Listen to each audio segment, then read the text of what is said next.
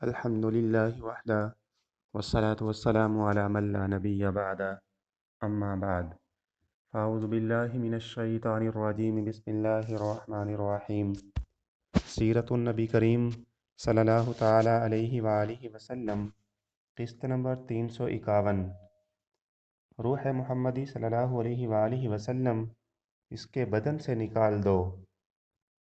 چچ نامے میں لکھا ہے کہ محمد بن قاسم رحمہ اللہ کے آنے سے پہلے ہندوستان کا جو حکمران تھا اس کو کسی نجومی نے مشورہ دیا کہ تم فلاں لغو اور غیر اخلاقی حرکت کرو تو بادشاہت پر قائم رہو گے۔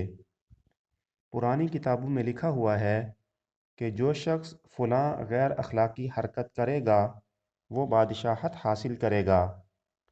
بادشاہ نے کہا کہ یہ تو بڑا مشکل کام ہے، میں اگر ایسی حرکت کروں گا تو لوگ کیا کہیں گے؟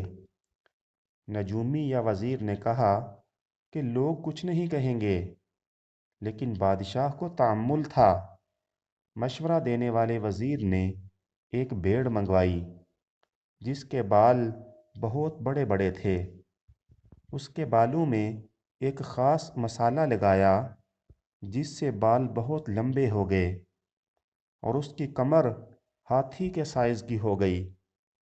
بادشاہ سے کہا کہ اس بھیڑ کو شہر میں لوگوں کو دکھانے کے لیے نکالیں۔ چنانچہ اس عجیب و غریب بھیڑ کو دیکھنے کے لیے پورا شہر امڑ آیا۔ سارے شہر میں ایک ہنگامہ بپا ہو گیا۔ پورے شہر میں چرچا ہو گیا کہ ایک عجیب طرح کی بھیڑ آئی ہے جو ہاتھی کے سائز کی ہے۔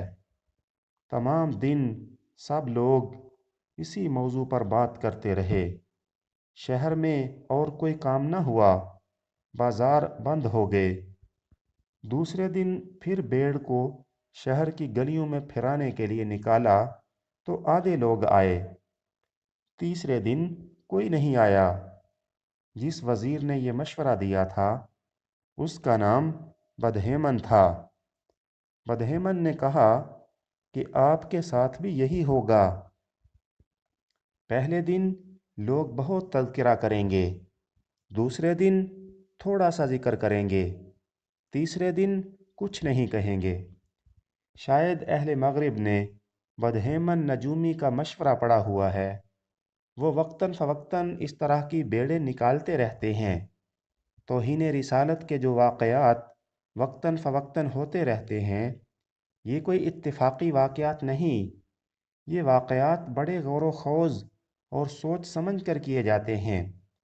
جو قومیں دنیا پر حکومت کر رہی ہیں، جو دنیا کی رگ رگ سے واقف ہیں، جو مسلمانوں کے اندرونی احساسات کا پتہ چلانے کے لیے ادارے بناتے ہیں، اس کام پر کروڑوں روپیہ خرچ کرتے ہیں۔ مسلمانوں کے آئندہ عزائم کے بارے میں تحقیق کرتے ہیں۔ ان کو یہ ضرور معلوم ہوگا کہ ذات رسالت مآب صلی اللہ علیہ وآلہ وسلم کے بارے میں مسلمانوں کا رویہ کیا ہے۔ اس طرح کے واقعات جب ایک ایک کر کے پیش آتے جائیں گے تو جو مسلمانوں کے اندر کے جذبات ہیں وہ نکلتے جائیں گے۔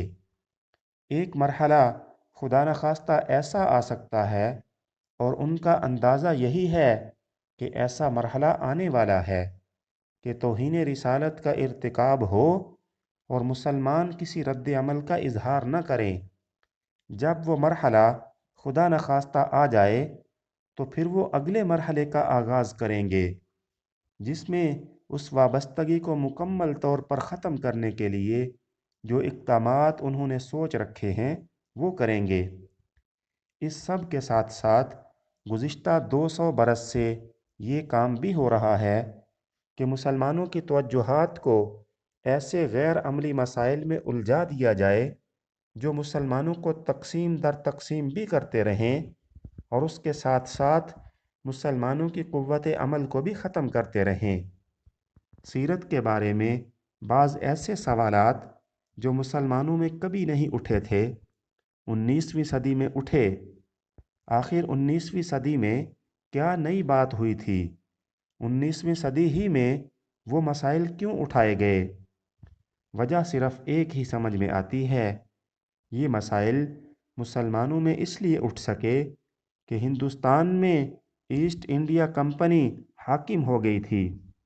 اس لیے اٹھے کہ ہندوؤں میں سے بہت سے طبقات کو انگریزیوں نے ہی کھڑا کر کے اس کام پر مامور کر دیا تھا کہ مسلمانوں کے عقائد پر حملے کریں۔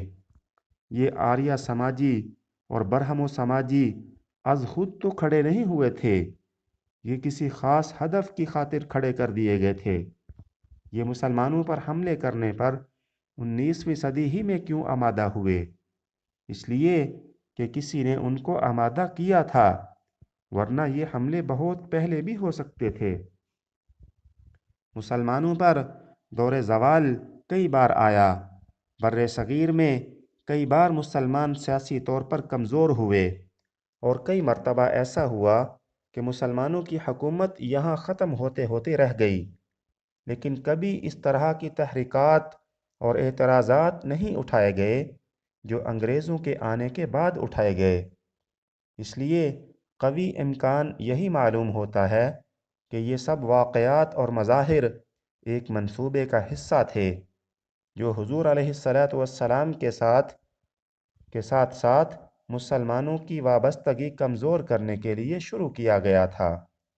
وصلی اللہ تعالی علی النبی الامی الکریم وعلی آلہ واصحابہ اجمعین۔